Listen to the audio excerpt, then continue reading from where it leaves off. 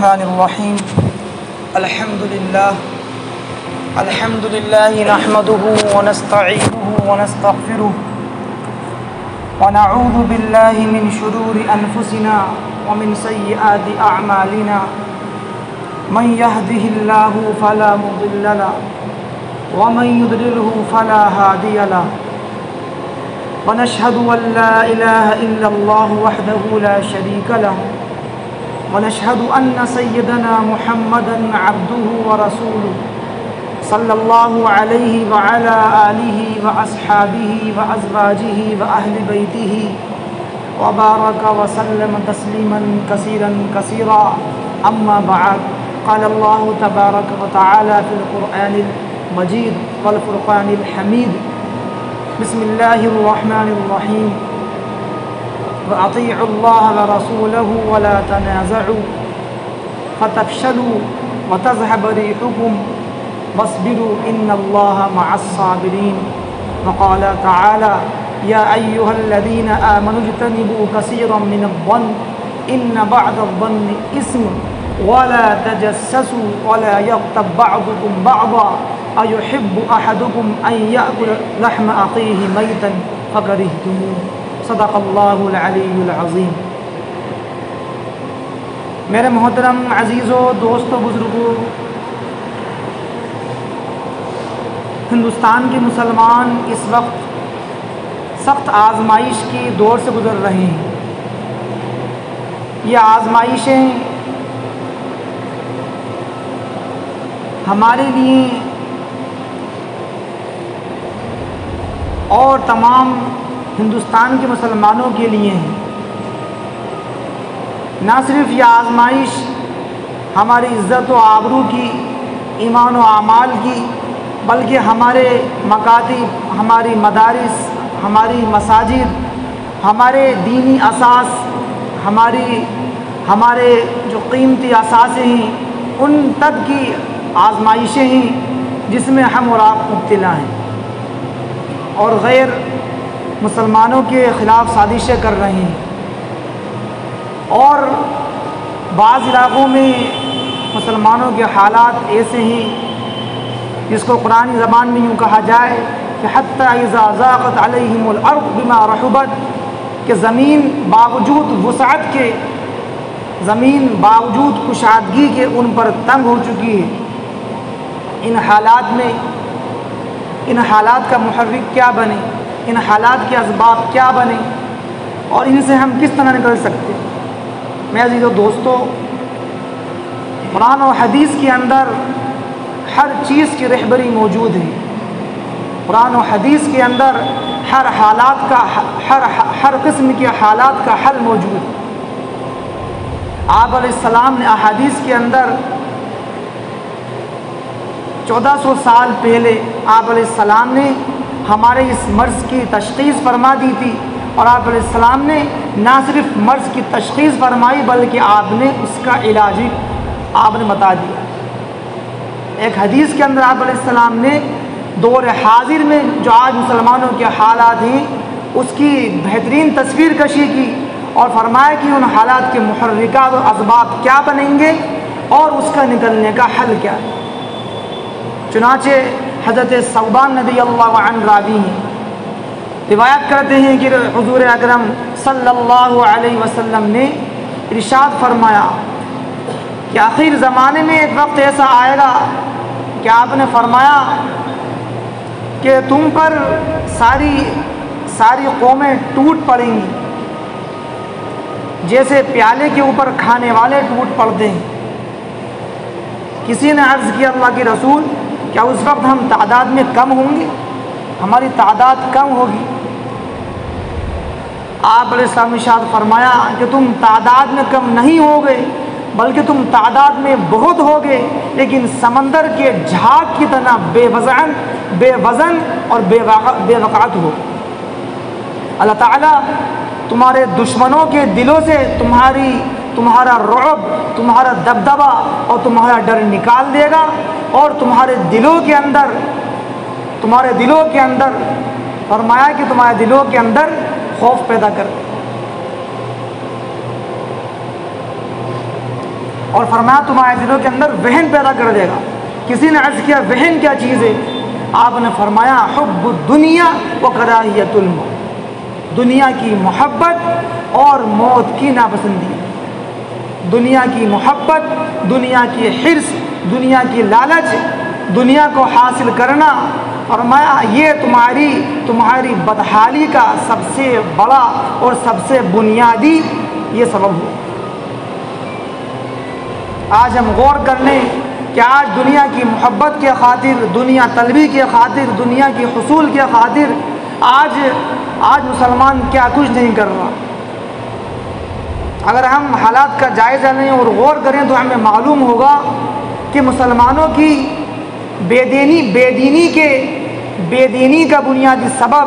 اور مسلمانوں کے فرائض سے غفلت اور فرائض سے دوری کا بنیادی سبب کہ وہ حب دنیا اور دنیا کی محبت ہے۔ آج یہ ایمان والا اپنی دکان کو بڑا سمجھ رہا ہے، آج یہ اپنے کاروبار کو بڑا سمجھ رہا ہے، آج اس کے لیے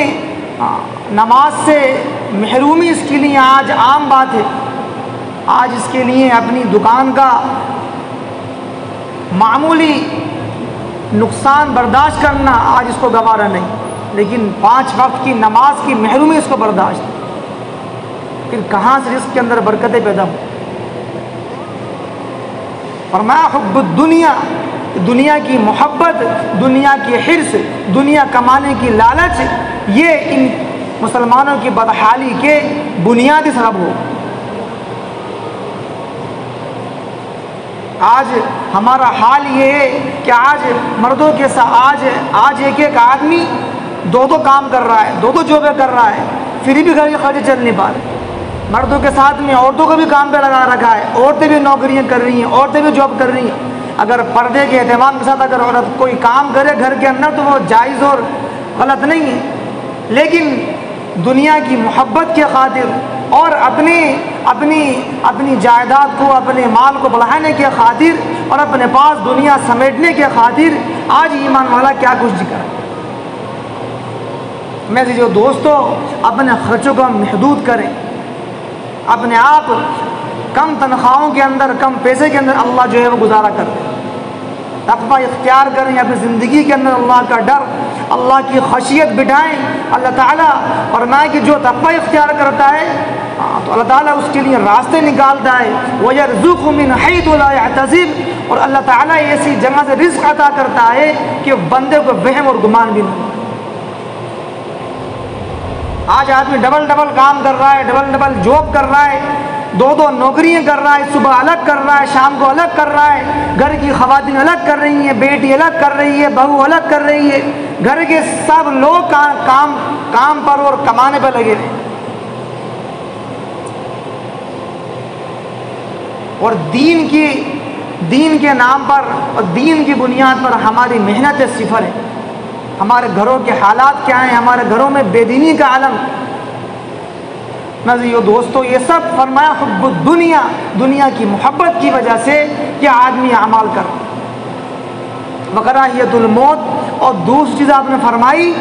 کہ جب دنیا کی محبت دل کے اندر داخل ہوتی ہے تو پھر موت کی کراہت اور موت کی ناپسندیدگی یہ دل میں بیٹھ جاتی ہے، پھر آدمی کو موت سے ڈر لگتا ہے۔ کہ آج مسلمان کی شان یہ ہے کہ وہ موت سے گھبراتا نہیں، لیکن آج حالات نے اور آج مسلمانوں کے اعمال نے آج ہمارا حال یہ کر دیا کہ موت کا نام سنتے ہی آدمی جو ہے وہ گھبرا جاتا ہے، اور کہتا ہے کہ موت میت کی باتیں مت کرو۔ ایک گاؤں کے اندر ایک جماعت گئی، ساتھ ملاقات کے لیے گئے تو انہوں نے ملاقات میں بات شروع کری، آخرت کی، موت میت کی بات شروع کری، تو انہوں نے کہا ارے بھائی صبح تم کیا مرنے ماننے کی باتیں کرو، اچھی باتیں کرو۔ یہ آج ہمارا حال ہے کہ آج موت کی ناپسندیدگی، موت کے الفاظ سننا میں ناپسند ہے، حالانکہ فرمایا کل نفس ذائقۃ الموت، ہر نفس کو موت کا مزہ چکھنا ہے، لکل امت اجل، ہر شخص کا موت کا وقت متعین ہے، فَإِذَا جَاءَ أَجَلُهُمْ لَا يَسْتَأْخِرُونَ وَلَا يَسْتَقْدِمُونَ، کہ جب موت کا مقررہ وقت آ جاتا ہے تو نہ 1 سیکنڈ آگے ہوتا نہ 1 سیکنڈ پیچھے ہوتا۔ دنیا میں بڑے بڑے بادشاہ آئے، بڑے بڑے فرعون وقت آئے جنہوں نے خدائی کا دعویٰ کیا، لیکن کسی نے آج تک یہ دعویٰ نہیں کیا کہ میں کبھی مروں گا نہیں، مجھے موت نہیں آئے گی۔ فرعون آیا، شداد آیا، حامان آیا، اور وقت کے اپنے بڑے بڑے بادشاہ اور سورما گزرے، لیکن میرے عزیزو دوستو آج تک کوئی ایسا مائی کا لال نہیں گزرا جس نے یہ دعویٰ کیا کہ مجھے موت نہیں آئے گی۔ کل نفس ذائقۃ الموت،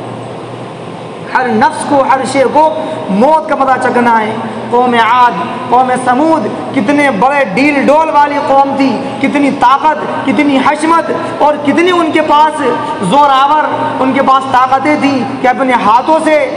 کھنڈروں کو اور پہاڑوں کو تراش تراش کر گھر بنا لیا کرتے تھے، کہ جن کی مثالیں، جن کے کھنڈرات آج تک باقی ہیں، اور اللہ تعالیٰ نے آج تک ان کے کھنڈرات کو باقی رکھا تاکہ لوگ ان سے عبرت حاصل کریں۔ کہاں ہیں وہ طاقت والے، کہاں ہیں وہ قوت والے؟ میں عزیزو دوستو سب فنا ہو گئے اور سب کو فنا ہے۔ کل من علیہا فان، ہر چیز کو فانی، ہر چیز فانی ہے، ہر چیز کو ختم ہونا ہے۔ وَيَبْقَى وَجْهُ رَبِّكَ ذُو الْجَلَالِ وَالْإِكْرَامِ، صرف آپ کے پروردگار کی ذات ہی ایسی ہے جو لا فانی ہے اور ہمیشہ واجب الوجود ہے اور ہمیشہ رہنے والی۔ اس لیے آج ہماری بدحالی کا بنیادی سبب حب الدنیا و کراہیت الموت، دنیا کی محبت اور فرمایا کہ موت سے ناپسندیدہ۔ دوسرا سبب فرمایا اللہ تعالیٰ نے قرآن کریم کے اندر وَأَطِيعُوا اللَّهَ وَرَسُولَهُ وَلَا تَنَازَعُوا وَتَفْشَلُوا وَتَذْهَبَ رِيحُكُمْ وَاصْبِرُوا إِنَّ اللَّهَ مَعَ الصَّابِرِينَ۔ اللہ نے فرمایا کہ تمہاری بدحالی کا ایک سبب آپسی اختلافات ہیں، آپسی رنجشیں، آپسی کدورتیں، آپسی عداوتیں، آپسی دشمنی، یہ مسلمانوں کی بدحالی کا دوسرا اہم سبب۔ کہ آج گھر کی سطح سے لے کر ملکی سطح پر، بلکہ عالمی سطح پر آج اختلافات نے ہماری کمر توڑ کر رکھ دی، لیکن ہمارے اختلافات وہ ختم نہیں ہوتے۔ معمولی اختلافات کی بنا پر گھروں کے اندر آج جھگڑے ہیں، لڑائیاں ہیں، مار پیٹ ہے، تعلقات ختم ہیں، ایک دوسرے سے بات نہیں کرتے، باپ بیٹا سے نہیں بولتا، ماں بیٹی سے نہیں بولتی، بھائی بھائی سے نہیں بولتا، پڑوسی پڑوسی سے نہیں بولتا، سالوں ہو گئے، عرصہ ہو گیا، اپنے سگے خونی رشتہ دار معمولی باتوں پر خفا ہیں۔ حالانکہ ہمیں تو رشتے جوڑنے کا حکم دیا گیا، صلہ رحمی کرنے کا حکم دیا گیا۔ صل من قطع، فرمایا کہ جو تم سے رشتہ توڑے تم اس سے رشتہ جوڑو۔ تو فرمایا اللہ نے وَأَطِيعُوا اللَّهَ وَرَسُولَهُ کہ اللہ اس کے رسول کی اطاعت کرو، وَلَا تَنَازَعُوا آپس میں جھگڑا مت کرو، آپس میں رنجشیں مت کرو، آپس میں ایک دوسرے سے عداوتیں نہ کرو۔ اگر تم ایسا کرو گے فَتَفْشَلُوا تو ناکام و نامراد ہو جاؤ گے، پاش ہو کر رہ جاؤ گے، وَتَذْهَبَ رِيحُكُمْ اور فرمایا اللہ نے تمہاری ہوا اکھاڑ دی جائے گی، تمہاری ہوا نکال دی جائے گی۔ وَاصْبِرُوا صبر کرو، اگر کوئی کچھ کہہ دے، اگر کوئی کڑوی کسیلی کہے، اگر کوئی برا بھلا کہے تو اس کو برداشت کرو، اس کو نرمی سے برداشت کرو، اس لیے کہ جو صبر کرتا ہے، کہ جو صبر سے کام لیتا ہے تو اللہ تعالیٰ ان اللہ مع الصابرین، اللہ تعالیٰ صابرین کے ساتھ ہے۔ اللہ تعالیٰ صابرین کو اجر عطا فرماتے ہیں، اور اتنا اجر عطا فرماتے ہیں انما یوفی الصابرون اجورهم بغیر حساب، فرمایا اتنا اجر عطا فرماتے ہیں کہ جس کا کوئی حساب ہی نہیں، بے حساب اللہ تعالیٰ اجر عطا فرماتے ہیں صابرین کو۔ اس لیے مزید دوستو آپسی اختلافات کو ہم ختم کریں، ہم اپنے گھر، ہم اپنے محلے سے اس کی شروعات کر کے دیکھیں، آپس کے اندر بھائی چارگی کا ماحول ہو، آپس کے اندر ایک دوسرے سے ایثار کا تعلق ہو، ایک دوسرے پر جان قربان کرنے اور ایثار کے جذبات ہوں، یہ جذبات ہمارے وقتی نہ ہوں کہ حالات جب آتے ہیں، جب موسم آتا ہے عبادات کا، ہمارے جذبات اچھے بن جاتے ہیں، رمضان کا موقع آئے گا، اجتماعات کا موقع آئے گا، پوری فضا دینی ہو جائے گی، ہر ایک کی زبان پر جو ہے ہر ایک کی زبان پر جو ہے وہ اچھی اچھی باتیں ہوں گی، آپسی محبت، آپسی اخوت کا مظاہرہ ہوگا، لیکن حالات ختم ہوتے ہی اور ماحول ختم ہوتے ہی ہم اپنی اس روش پر آ جائیں۔ اس لیے فرمایا کہ وعن فی، ایک جگہ فرمایا انما المؤمنون اخوہ، کہ مسلمان آپس میں بھائی بھائی ہیں، ولا تصلح بین اخویکم، فرمایا کہ آپس میں ایک دوسرے کی اصلاح کرو، آپس میں ایک دوسرے کی اصلاح کرو۔ اگر کوئی غلطی ہو جائے تو تیسرے آدمی کو چاہیے کہ وہ دو لوگوں کے درمیان فیصل بن کر ان کا اچھا فیصلہ کرے، ان کے درمیان عداوت اور دشمنی کو پنپنے نہ دے۔ اس ایک جگہ فرمایا یا ایھا الذین آمنوا، اے ایمان والو، ایاکم الظن، بدگمانی سے بچو، یا ایھا الذین آمنوا، اے ایمان والو بدگمانی سے بچو، اس لیے کہ بعض بدگمانیاں یہ گناہ کے کام ہیں، یہ معصیت کے کام ہیں۔ آدمی چھوٹی سی بات کو منفی انداز میں لے لیتا ہے، اور وہی چھوٹی سی بات نسلوں تک دشمنی اور اختلافات کا سبب بن جاتا ہے۔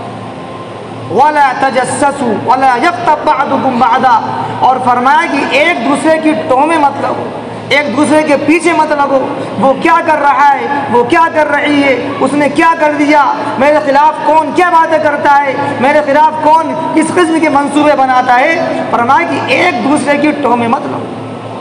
وَلَا تَجَسَّسُوا وَلَا يَغْتَبْ بَعْضُكُمْ بَعْضًا، اور فرمایا کہ ایک دوسرے کی غیبت مت کرو، ایک دوسرے کی پیٹھ پیچھے برائیاں نہ کرو۔ أَيُحِبُّ أَحَدُكُمْ أَن يَأْكُلَ لَحْمَ أَخِيهِ مَيْتًا فَكَرِهْتُمُوهُ، کیا تم یہ چاہتے ہو کہ تم اپنے بھائی کا مردار گوشت کھاؤ، اپنے مرے ہوئے بھائی کا گوشت کھانا چاہتے ہو؟ فَكَرِهْتُمُوهُ وَاتَّقُوا اللَّهَ، یقیناً تم اس کو ناپسند کرتے ہو، لہٰذا اللہ سے ڈرو، تقوی اختیار کرو، اور واتقوا اللہ ان اللہ تواب الرحیم، بے شک اللہ تعالیٰ توبہ قبول کرنے والا ہے، بے شک اللہ تعالیٰ بہت رحم کا معاملہ کرنے والا ہے۔ اسی عزیزو دوستو، یہ قرآنی ہدایات ہیں معاشرے کی اصلاح کرنے اور معاشرے میں ایک صالح معاشرے کی تشکیل میں، یہ قرآنی ہدایات ہمارے لیے بے حد ضروری ہے کہ اگر آپس کے اندر اپنے اختلافات کو دور کر جزئی اختلافات ہوتے ہیں اور ان کو آدمی اپنے گھر تک لمیٹڈ رکھے، محدود رکھے، اپنے خاندان کے بڑوں کو بٹھا کر اپنے اختلافات کو حل کروائیں، اپنے مسجد کے امام صاحب ہیں یا بڑے کوئی عالم ہیں یا ہمارے یہاں دارالقضاء ہے، وہاں جا کر ہم اپنے آپسی اختلافات کو حل کروائیں، چاہے اس کا تعلق ہماری خانگی امور سے ہو، چاہے اس کا تعلق نکاح سے ہو، طلاق سے ہو، ورثے سے ہو، چاہے اس کا تعلق وراثت سے ہو، کسی بھی شعبہ زندگی سے اس کا تعلق ہے، اگر ہم اس کو دین کی بنیاد پر حل کرنے کی کوشش کریں گے تو آپس کے اندر محبتیں بنیں گی، آپس کے اندر رشتے استوار ہوں گے، تعلقات قائم ہوں گے، اور ایک صالح معاشرہ قائم ہوگا اور ایک صالح معاشرہ وجود میں آئے گا۔ اس لیے سب سے پہلی چیز تو یہ کہ دنیا کی محبت ہم اپنے دلوں سے نکالیں، آخرت کی محبت، اللہ کی محبت دل کے اندر بٹھا لیں، اللہ کی ذات، اللہ کی صفات کا یقین دلوں کے اندر بٹھا لیں، اور دنیا کی محبت دل سے نکالنے کی کوشش کریں، اپنے اخراجات کو محدود کریں، اور ایسے ہی فرمایا کراہیت الموت، موت کا یقین اپنے دلوں کے اندر بٹھا لیں۔ جتنا ہم کثرت سے موت کو بولیں گے، ہر چیز فنا ہونے والی ہے، ہر چیز کو مرنا ہے، ہر چیز کو ختم ہونا ہے، اتنا ہی موت کا یقین ہمارے دلوں کے اندر بیٹھے گا۔ اور آخر چیز میں نے عرض کری کہ آپس کے اندر اپنے رشتوں کو ہم اچھا کریں، اختلافات کو ختم کریں، اور آپس میں ایک دوسرے کی ٹوں میں نہ لگیں، ایک صالح اور اچھے معاشرے کی تشکیل میں ہم اپنا تعاون پیش کریں۔ اللہ تعالیٰ مجھے بھی آپ کو بھی صحیح طریقے سے زندگی گزارنے کی توفیق عطا فرمائیں، اور جو کچھ باتیں کہی گئی ہیں ان پر عمل کرنے کی توفیق عطا فرمائیں۔ وآخر دعوانا ان الحمد للہ رب العالمین۔